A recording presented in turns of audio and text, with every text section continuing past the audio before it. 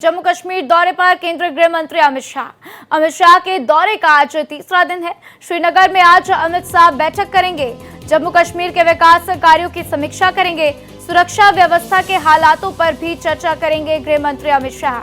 तो गृह मंत्री अमित शाह का जम्मू कश्मीर के दौरे का आज तीसरा और आखिरी दिन है। तो गृह मंत्री अमित शाह 3 दिवसीय जम्मू कश्मीर दौरे पर हैं।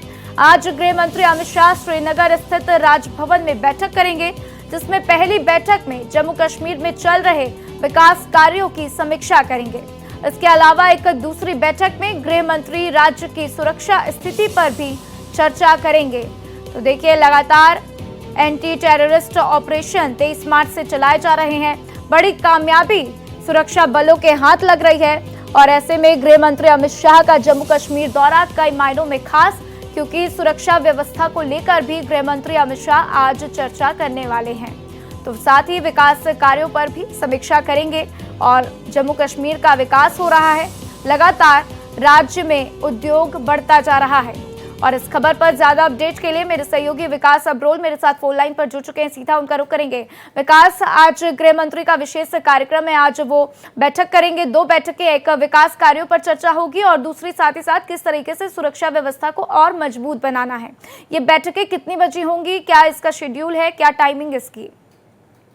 देखिए, आज पहली जो बैठक है वो राजभवन, दोनों बैठकें राजभवन में है। पहली यूनिफाइड कमांड की है, जिसमें जितने भी हाई आला अधिकारी हैं, चाहे वो बीएसएफ के हो, आर्मी के हो, सब वहाँ मौजूद होंगे और वो लोग आज इस पे जरूर डिस्कशन होगी, क्योंकि जिस तरह से पीछे काफी समय से जम्मू कश्मीर में लगातार घुसपैठ की कोशिशें जारी हैं, घुसपैठ करने की कोशिश की जा रही है, उसको किस तरह से कंट्रोल किया जा सके, किस तरह से आतंकवाद पे नकेल कसी जा सके, इसी को लेकर यूनिफाइड कमांड की मीटिंग है, जिसमें सब चीजें डिस्कस होंगी और किस तरह से जो हमारा बॉर्डर है, एलओसी हो, इंटरनेशनल बॉर्डर, उसको किस तरह से सील किया जाए। हालांकि कल गृह मंत्री अमित शाह ने संकेत भी दिया है कि कुछ नई टेक्निक्स ऐसी लाई जा रही हैं जिससे घुसपैठ को रोकने की भी मदद मिलेगी। उसके अलावा जो ये टनल्स बनाई जाती हैं घुसपैठ करने के लिए, उनको भी रोकने में मदद मिलेगी। तो ऐसे में उनको कहाँ यूज करना है, किस तरह से यूज करना है, इस पर बैठक होगी। उसके बाद विकास कार्य जो चल रहे हैं, कि कई ऐसी परियोजनाएं हैं जो केंद्र सरकार द्वारा प्रायोजित हैं जेएंडके में, उनको किस तरह से आगे बढ़ाया जाए, क्योंकि खास बात यह है कि केंद्र और राज्य सरकार का आपस में तालमेल बैठाना बहुत जरूरी है इन चीजों के। लेकिन जिस तरह से पीछे कुछ समय से हालात चल रहे हैं, लग रहा है कि तालमेल बैठ नहीं रहा, उसको किस तरह से बिठाया जाए ताकि जम्मू कश्मीर में विकास कार्यों को एक बार फिर से प्रगति मिल सके।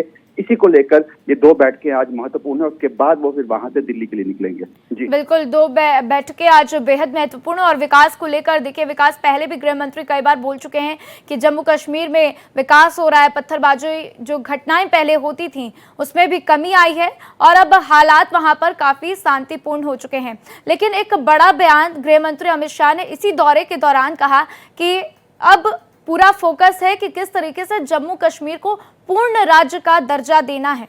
तो इसको लेकर क्या रणनीति आप समझ पा रहे हैं विकास के आगे बन सकती है? क्योंकि देखिए, सभी जानते हैं कि जम्मू कश्मीर केंद्र शासित प्रदेश है और ऐसे में पूर्ण राज्य का दर्जा जम्मू कश्मीर को देना थोड़ा मुश्किल हो जाता है। तो इसको लेकर क्या रणनीति गृह मंत्री अमित शाह की तरफ से इस बैठक में बनाई जा सकती है?